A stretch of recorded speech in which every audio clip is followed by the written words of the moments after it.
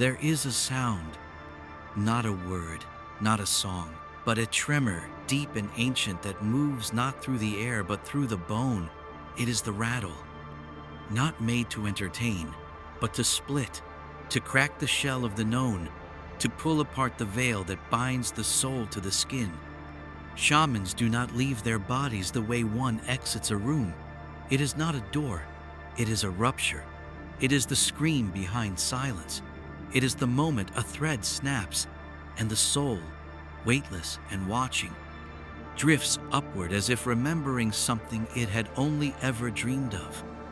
The body slumps, eyes roll like white stones in a river, breath slows, but something else begins. The rattle continues, each shake, a heartbeat of the spirit world, each pause, a void between two realms. It is not music, it is mechanism, a gear in the ritual machine that unfastens the soul from its earthly anchor. The room dissolves, walls become mist, time forgets how to measure, and all that remains is vibration. The rattle is the first sound the spirits recognize. They've heard it before, in caves, in deserts, in blood and bone. It is older than language, more precise than fire. It does not ask, it summons. And when the shaman begins to drift, he is no longer alone. Figures rise from the edges, not seen but felt. Their presence is heavy, like eyes behind mirrors, like memories that were never yours. These are not hallucinations. They are not tricks of a starved mind. They are constant. They have waited for the moment when the soul stutters, when the tether frays, when the rattle calls them home. The shaman does not float. He falls in every direction at once, as though gravity itself has forgotten how to behave. There is no sky, no earth, only movement, only pull. And then a flash, not of light, but of knowing, a recognition beyond words, a feeling that this has happened before and will happen again. The rattle fades, not silenced, but left behind, like a lighthouse seen from the edge of the storm. And now the journey begins.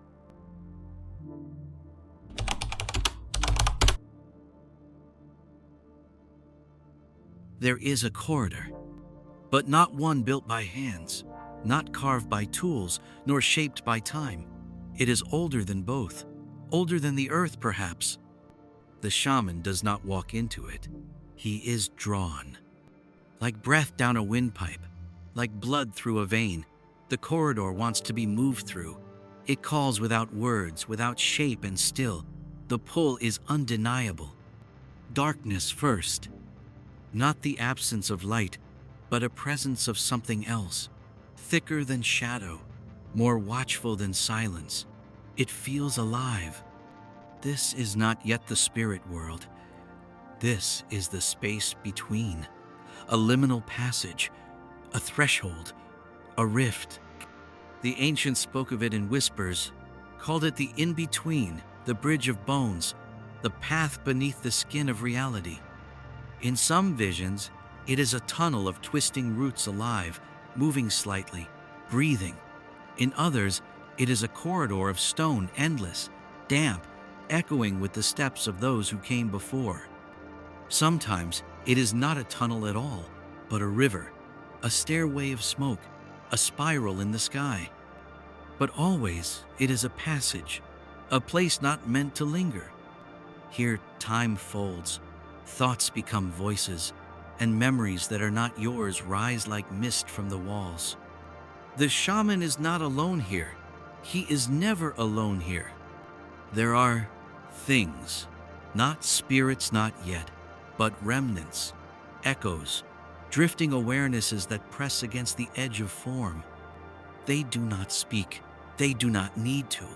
Their meaning moves through the shaman's skin like static, like the memory of fire. They are impressions of sorrow, of hunger, of truths too wide to be named. And still, he moves forward. To stop is to invite unraveling. To question is to open. and not every opening can be closed again. Somewhere there is a hum, low, endless, mechanical.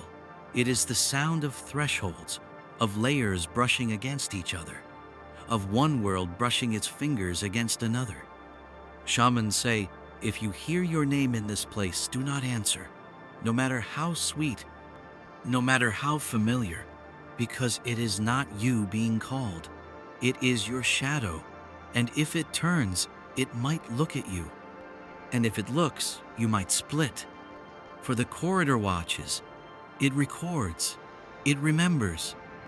Every step echoes, not on walls, but in something deeper like footsteps through the architecture of the soul. The deeper the shaman goes, the thinner the air becomes, but not like climbing a mountain, more like approaching a truth once so raw it burns. Symbols begin to flicker in the dark, carved into the walls, etched into nothing. Serpents eating their tails, eyes that see backward, hands reaching up from the floor. Some symbols glow not with light, but with meaning. They are not for decoration, they are warnings, or keys, sometimes both. It is said that those who walk this passage without intention never return the same, because this place does not care for curiosity, only for purpose. To drift here is to dissolve, to forget who you were, to become a fragment in the corridor itself, like so many others. At the end, if one reaches it, there is a threshold, a veil that is not a wall, but a kind of resistance, like the edge of sleep or the surface of water. It does not open, it must be passed through. And on the other side, the world begins to shift. The rules of matter bend, shapes shimmer and ripple, the senses twist into new alignments, sight into taste, sound into vision. The shaman steps beyond the corridor and into the lands of spirit. But he knows, should he return, the corridor will be waiting, always listening.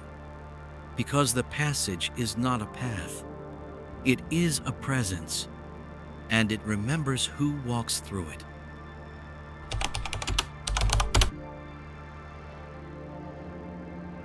They wait, always, not with breath, not with flesh, but with something far older. The guardians of the veil, unspoken in the myths, feared in the dreams of those who wander too far. They are not demons, they are not angels, they are function given form. They are the test, because beyond the corridor, beyond the rattle and the fall, lies the true border, the edge where the human dissolves and only the soul speaks. And nothing passes without being seen. The shaman steps forward, and the veil begins to shift. It is not torn, it is not lifted, it responds. Like skin feeling for warmth, like a mirror trying to remember your face. And then they appear. Sometimes one, sometimes many, sometimes as beasts' teeth and smoke, wings made of knives, eyes without lids. Other times, as people the shaman once knew, or thought he did, old faces, long dead, standing in silence. But their mouths do not move the way mouths should. And sometimes, most terribly, they appear as you. Not quite, just wrong.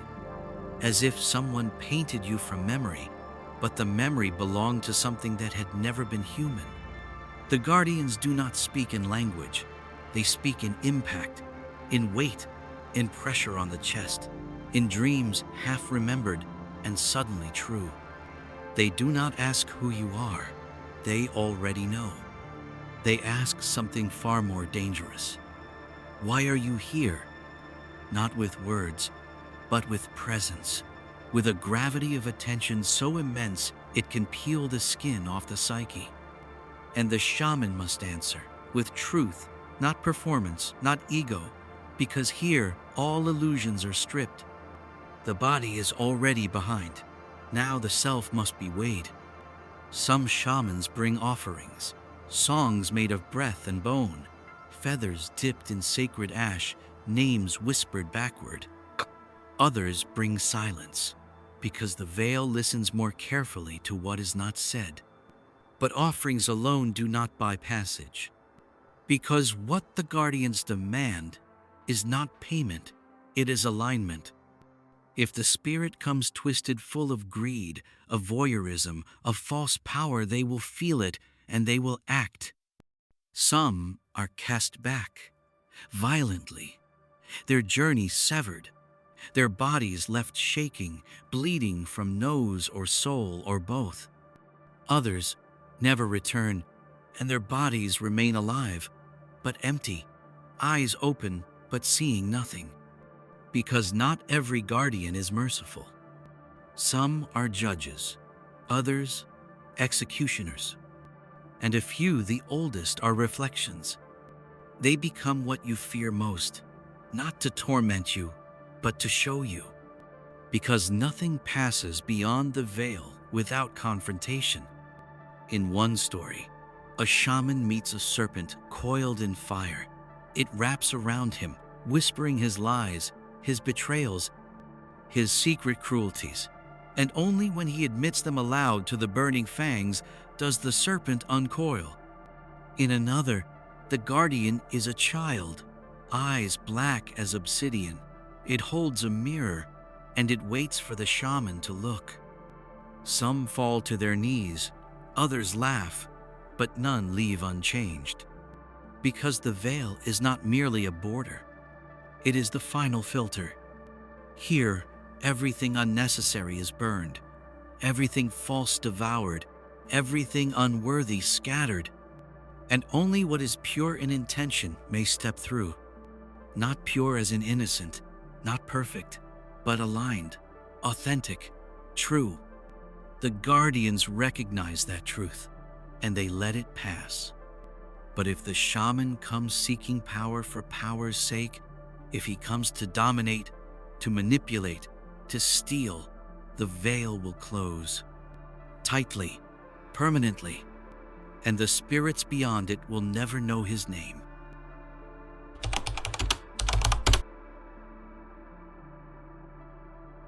Downward, always downward. Not a fall, but a descent, guided, weighted, willed. The shaman does not choose the direction, the soul does. And the soul knows, to find the roots of truth, you must go where light does not reach.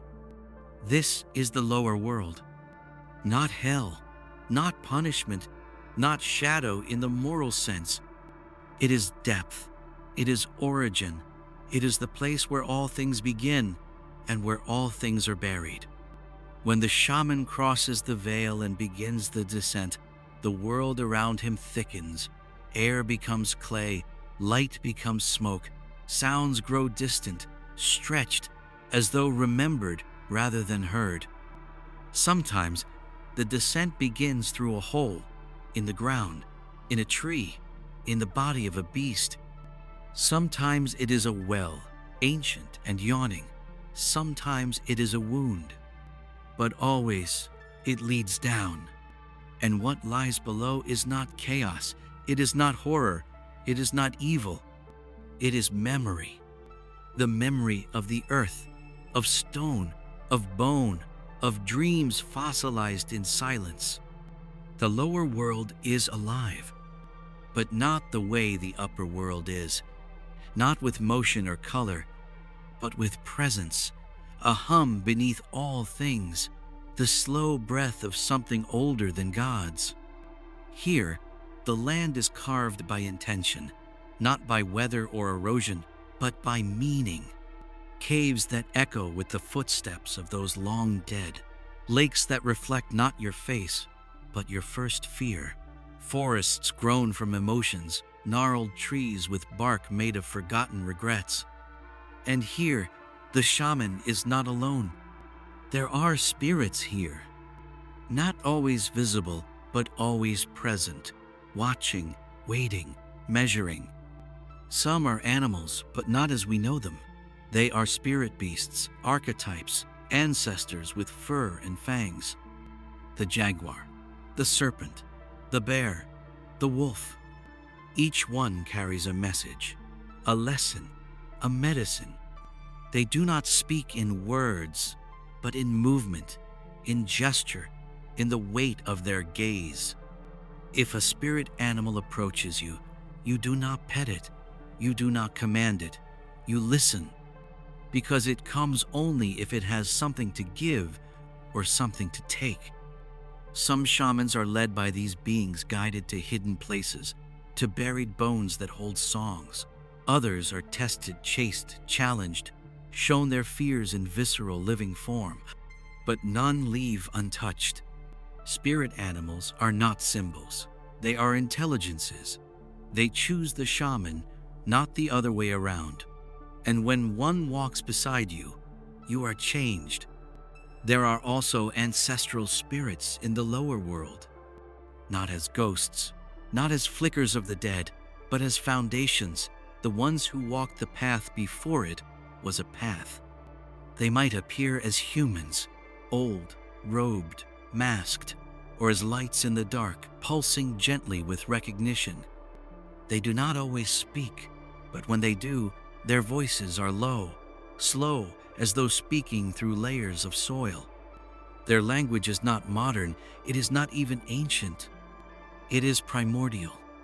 Some offer warnings, some offer tools, some simply offer their gaze, a gaze that sees through all illusion and asks, without words, "Are you ready to remember?" Because that is what the lower world is, a remembering, not of one lifetime, but of all lifetimes, not of a person, but of the pattern. There are places here where time folds in on itself, where the shaman sees himself as a child, as an elder, as something that was never human. There are fires that burn with no fuel, and if you stare into them, you see visions, wars that never happened, faces that have not yet been born, wounds that shaped entire bloodlines. The lower world does not offer answers. It reveals. And what you do with what is revealed, that is the real journey. Some shamans bring back songs. Some bring knowledge of herbs. Some bring the names of the dead. But all bring back something they did not know they had lost. And yet, no matter how deep they go, there is always deeper. Because the roots of the world are infinite. And some say that if you go far enough down, you will find the mirror of the sky, a place where the dark is so complete it becomes light again. But few ever reach that far. Most return shaken, stained with vision, heavy with truth. Because the lower world is not a place you conquer, it is a place that marks you. And once you have walked its halls, you will hear it calling in dreams, in silence, in the spaces between thoughts, like a heartbeat under stone, like the earth remembering your name.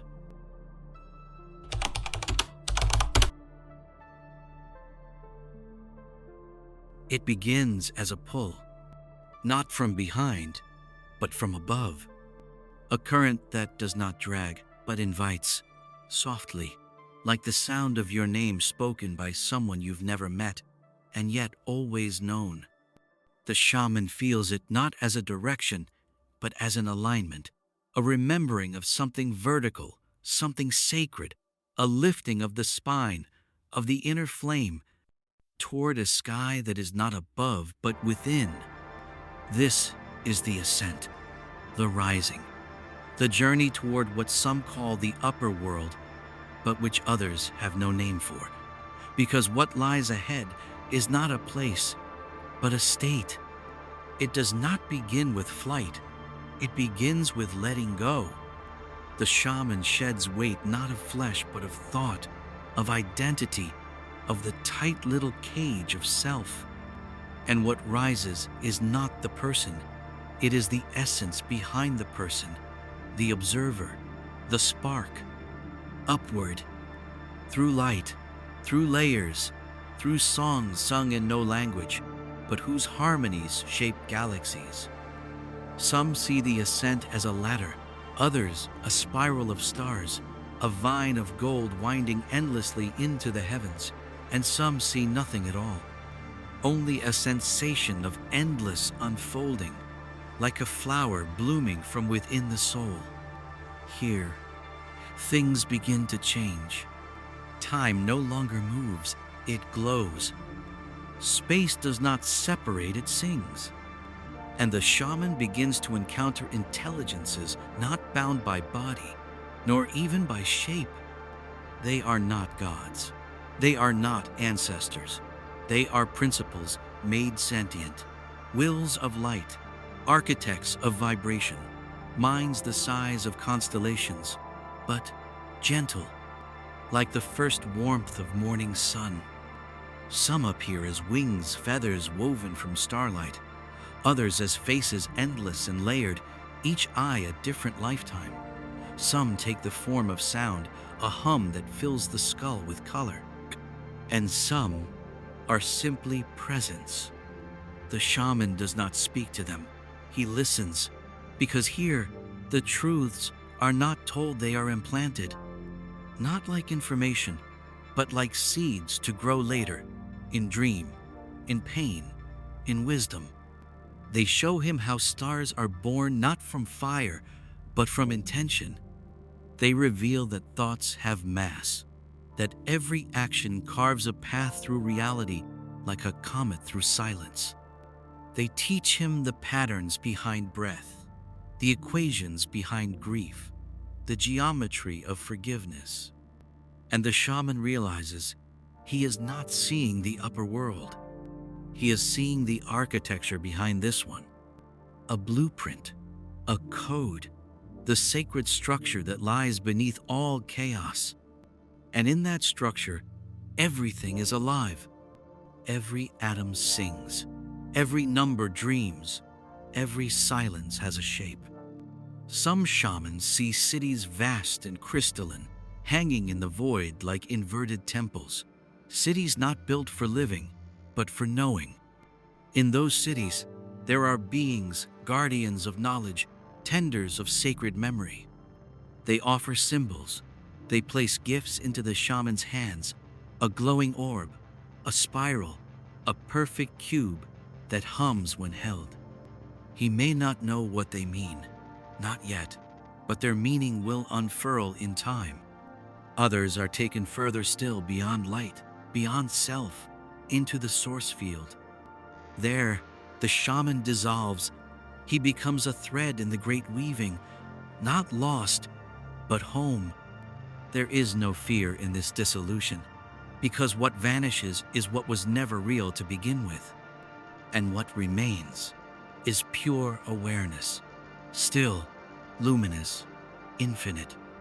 Some call it God, others call it origin. Some simply call it the one who breathes all things. But names do not matter here, only being.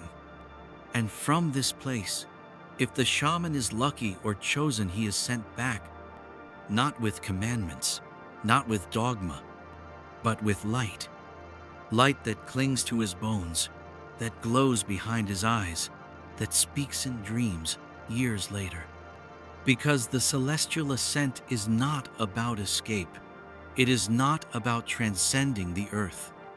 It is about remembering that even in flesh we are already divine. And the shaman returns, not above others, but more deeply rooted in all things, because he has seen the pattern, and now he is part of it.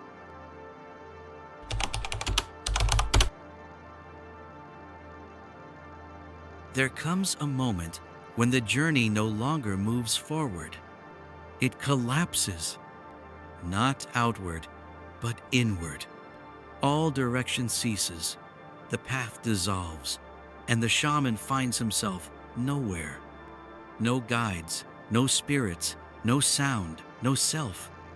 Just stillness, dense, total, alive.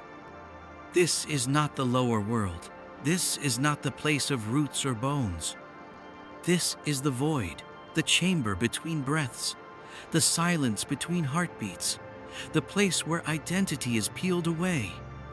Here, the shaman begins to die, not the body. The body lies elsewhere in trance, in darkness, breathing slow. But the mind, the ego, the constructed self, it begins to crumble. It does not go quietly.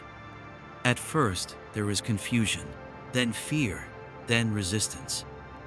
Memories rise like smoke, names, faces, accomplishments, beliefs. And then shame, grief, love, all the things the shaman thought he had buried long ago. They rise not to accuse him, but to be seen. Because to die in this way is to face everything you have ever hidden from yourself. This is not punishment, it is purification. Some describe it as being dismembered, not literally, but spiritually. Their body taken apart, limb by limb, soul by soul, each fragment laid bare under a gaze that does not blink. The old Siberian shamans called it the death of the bones, a breaking apart so that something new could be built from the marrow up. Others speak of a fire, a white, slow fire that eats everything you thought you were until only ashes remain. But in every telling, the message is the same. You cannot cross further while carrying yourself, because what lies beyond this death is not for the human mind. It is for the essence, the spark that lives beneath personality, beneath story, beneath name. And so the shaman lets go, not because he wants to, because he must. And in that moment, the scream, not aloud, but inside, the final cry of a self unraveling, a soundless implosion. And then, nothing. Not peace, not terror, not floating. Absence. The space where being once was. And then, slowly from that emptiness, a flicker. Small, delicate, fierce. The seed of what comes next. Not a rebirth, a becoming. There is no trumpet, no crown, no great revelation. Only awareness, subtle, profound. The shaman rises, not climbs, not runs, but rises through the darkness as something new. Lighter, clearer, still cracked, but with the cracks now glowing. He has died, but he lives. And this death, this dismemberment, this fire becomes his medicine. Not just for him, but for others. Because now he carries the memory of death within life. And when he speaks, when he heals, when he walks among others, they feel it. Not in words, not in reason, but in presence. Because the one who has died without dying carries something the living do not understand. A stillness, a depth, a kind of silent gravity. And in their eyes burns a strange light. Not from above, not from below, but from within. The light born in the heart of absolute darkness.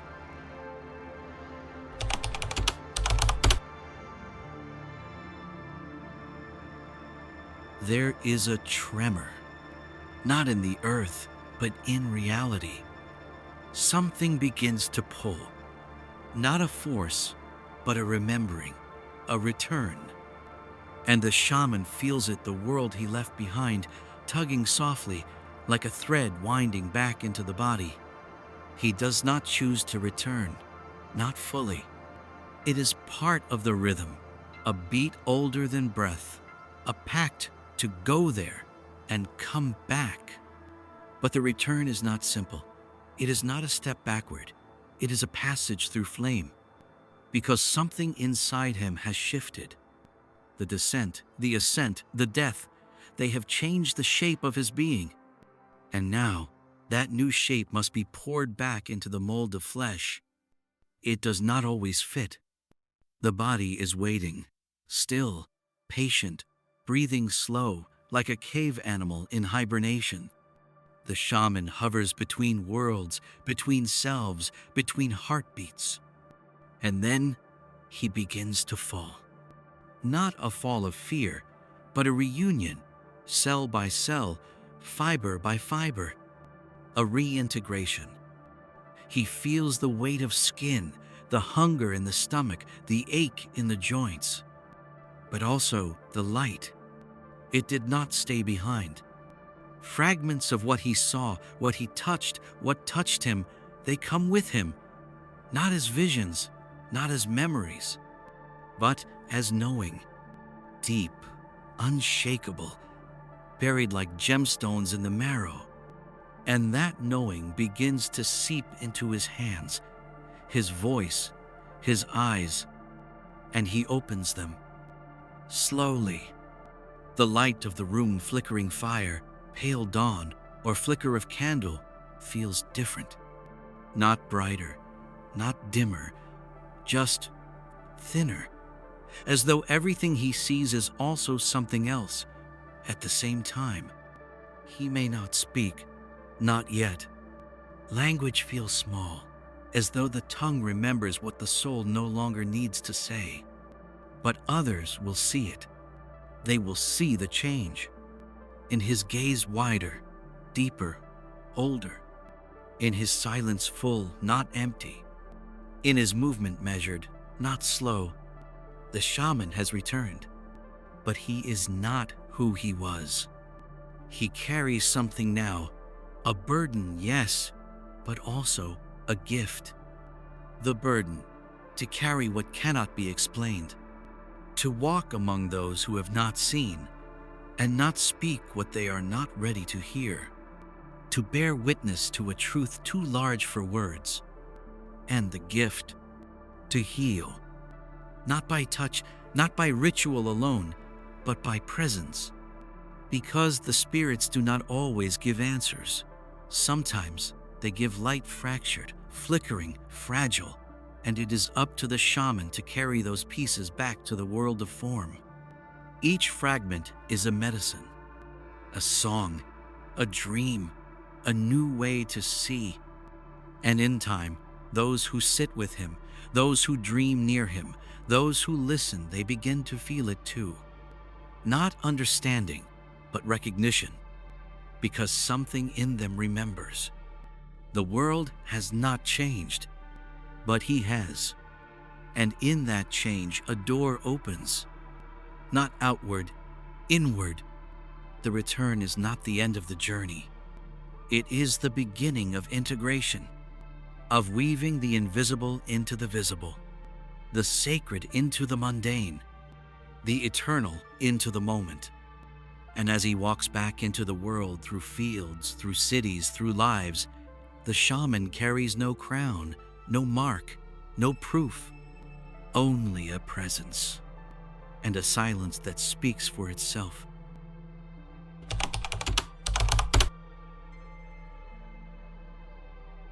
There are no drums now, no rattles, no chants, only stillness.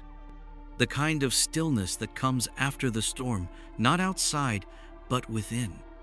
The shaman sits, eyes open, unblinking, but not watching, seeing, not what is, but what moves beneath what is, the breath under the form, the pattern behind the faces, the rhythm behind the words. He has returned, but he has brought something with him. Not a message, not a prophecy, but a flame. Small, steady, fierce. It lives behind his eyes, not like fire, more like origin, the first spark, the light that was there before time learned how to measure. And when others meet his gaze, they feel it. They flinch, or stare, or look away, not knowing why. Because the fire in his eyes recognizes them, not their names, not their stories, but their essence, their own buried flame. And it speaks silently. You have forgotten something. The shaman does not say this. He does not need to. The fire does. It does not burn to destroy, it burns to awaken, to melt what has been frozen, to shake what has been sleeping. This is not charisma. This is not power. This is remembrance. And it is heavy, because now he walks in both worlds, 1 foot in form, 1 foot in formlessness. He eats, he sleeps, he listens to laughter, he watches rain on rooftops. But behind it all, a hum, a low, eternal tone that never leaves him. The tone of the spirit world, of the corridor, of the song the stars sang to him when he forgot who he was. And in moments of silence, when the world forgets itself, he hears it again. The rattle, faint, like an echo behind the ribs. A reminder that he is no longer just a man, no longer just a name, no longer just a self. He is a vessel of stories too old for language, of truths too wild for religion, of songs made not of notes but of being. And the fire? It does not fade, it does not consume. It waits for the next journey, the next illness, the next dream, the next soul that comes to him lost, trembling, hungry for something it cannot name. And when that soul meets his gaze, they will feel it. Not knowledge, not answers, but recognition. Something ancient, something buried, stirring. And maybe, just maybe, they too will remember the path, the descent, the passage, the ascent, the death, the return. And the fire that never goes out.